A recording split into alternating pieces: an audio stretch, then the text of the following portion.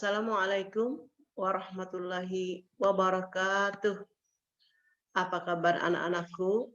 Mudah-mudahan kita semua dalam keadaan sehat walafiat dan sehat selalu.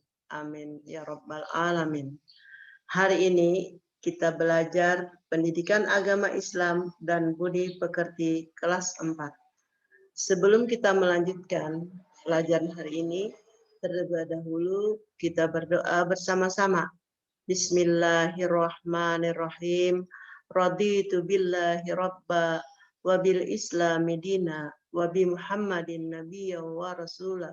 Rabbi zidni ilma warzuqni fahma wa alhiqni bis salihin walhamdulillahi rabbil alamin.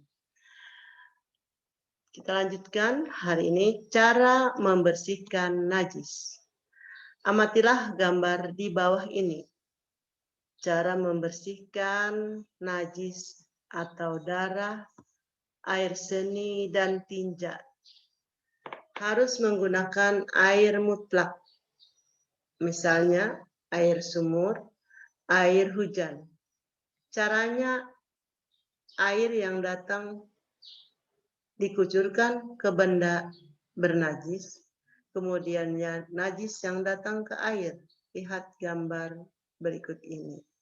Nah, jadi anak-anakku sekalian, apabila kita terkena najis darah, maka cara membersihkannya, bersihkan dulu darahnya, kemudian dipakai sabun, dikocok, disikat.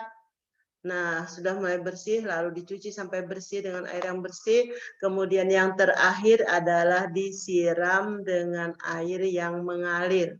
Nah, itu contohnya anak-anak, kainnya dipegang, kemudian disiram dengan air yang mengalir tadi. Nah, berarti bersihnya sudah bersih betulan. Karena itu darah atau air seni itu adalah najis. Yang kedua, cebok. Cebok membersihkan kotoran seperti tinja. Tahu anak-anak tinja? Itu adalah dalam istilah buang air besar dan buang air kecil. Istilah tinja adalah salah satu cara membersihkan najis yang sering kita lakukan. Cebok harus dilakukan setelah buang air kecil dan buang air besar. Anak-anak, air kencing itu buang air besar, air kecil. Nah, kemudian buang air besar itu beol. Kalau kalimatnya yang kita sering dilakukan di rumah. Cara cebok dapat menggunakan air. Kalau itu ada air. Seandainya tidak ada air, maka boleh memakai tisu. Contohnya umpamanya di pesawat. Kalian pernah kan di pesawat umpamanya kita mau buang air besar, air kecil, kan di pesawat itu tidak boleh ada airnya. Karena apa? Nanti ada terjadi kerusakan konslet atau terjatuh. Maka oleh karena itu di pesawat kita disuruh mencuci atau membersihkannya dengan tisu. Paham anak-anak? Kemudian dengan batu. Nah, batu itu pun batu yang licin, tidak boleh batu yang tajam. Kenapa? Karena di situ tidak ada air, tidak ada kertas, cuma ada batu. Dan ataupun benda kesat lainnya. Contohnya umpamanya apa? Daun yang kering. Jadi kita tidak boleh dengan plastik. Plastik itu kan licin anak-anak, maka tidak akan bersih. Maka gunakanlah daun yang kering. Cebok dapat menggunakan air tadi, airnya yang air bersih. Kemudian bila cebok menggunakan air, maka tangan kanan menyiram ke kubul dan dubur. Paham anak-anak apa itu kubul, apa itu dubur? Namanya kubul adalah kemaluan, yaitu tempatnya keluar air seni atau air kencing. Tetapi namun dubur itu adalah yang di belakang adalah lubang pantat. Itu yang disebut dubur. Oleh karena itu cara membersihkannya juga dicuci dengan air bersih, menggunakan air bersih sampai tidak terasa lagi benda yang ada di lubang pantatnya itu licin. Kemudian setelah itu pakailah sabun untuk menghilangkan bau dan sebagainya. Sedangkan tangan kiri adalah mengusap hingga sampai bersih. Nah, jadi anak-anak ingat kalau nanti di rumah pakai ceboknya menggunakan tangan yang kanan itu, lalu yang mengusap pantatnya itu adalah tangan yang kiri.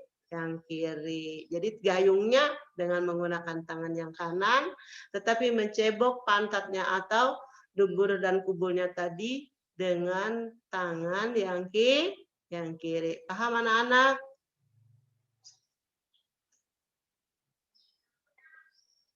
Oh, Ibu ingatkan lagi kembali karena kebiasaan kalau anak laki-laki itu sering berdiri. Nah, di dalam agama Islam tidak boleh berdiri. Karena apa? Nanti tidak tuntas buang air kecilnya. Jadi gunakan untuk duduk. Biasakan untuk jongkok. Nah, jongkoklah setiap kita buang air besar ataupun buang air kecil.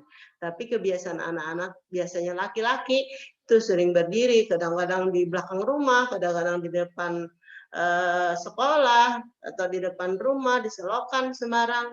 Itu tidak boleh, karena itu adalah kotoran atau najis. Maka buanglah dengan pada tempatnya dan berjongkok. Nah, sekarang anak-anak, sebelum kita masuk ke WC atau tempat buang air kecil dan besar, diusahakan atau disunatkan untuk membaca doanya. Apa anak-anak? Anak-anak sudah belajar di TK, sudah diajarin bu gurunya. Ayo sama-sama dulu kita baca. Bismillahirrahmanirrahim. Allahumma inni a'udzubika minal khubusi wal haba'is. Yang artinya, ya Allah, sesungguhnya aku berlindung kepadamu dari segala kejahatan dan kotoran. Kita ulang sekali lagi anak-anak. Bismillahirrahmanirrahim. Allahumma inni a'udzubika minal khubusi wal khaba'is. Yang artinya, ya Allah, sesungguhnya aku berlindung kepadamu dari segala kejahatan dan kotoran. Jadi sebelum masuk ke WC, gunakanlah kaki yang mana anak-anak? Kaki yang kiri. Keluarnya dengan menggunakan kaki yang kanan. Nah, anak-anakku, sebelum kita akhiri, ini adalah tugas pada hari ini, yaitu membuat video, yaitu menghafal doa masuk WC dengan artinya yang ada di buku paket halaman 38. Diberi waktu 3 hari. Setelah selesai video hafalannya, kirim ke WA grup.